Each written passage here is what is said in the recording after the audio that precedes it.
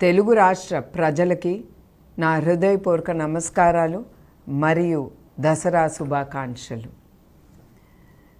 నా నిజం గెలవాలి పర్యటనప్పుడు రాష్ట్రం వ్యాప్తంగా నేను తిరిగినప్పుడు చేనేత కార్మికుల్ని చాలామందిని కలిసి వాళ్ళు పడే ఇబ్బందులు కష్టాల్ని నేను తెలుసుకున్నాను.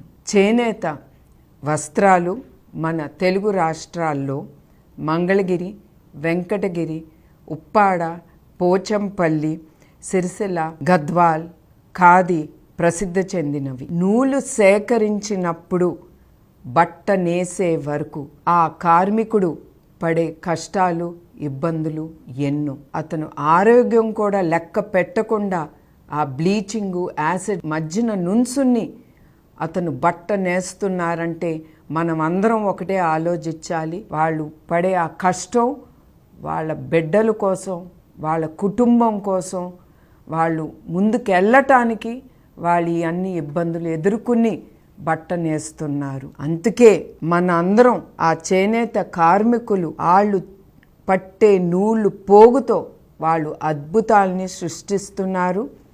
చేనేత అన్నలకు సంఘీభావంగా రాబోయే పండగ రోజుల్లో మనం చేనేతర వస్త్రాల్ని ధరించి నేతన్నలు ఆనందంలో మనం కూడా వాళ్ళతో పాలు పంచుకుందాం. మన చేనేత, మన సంస్కృతి, మన సాంప్రదాయం.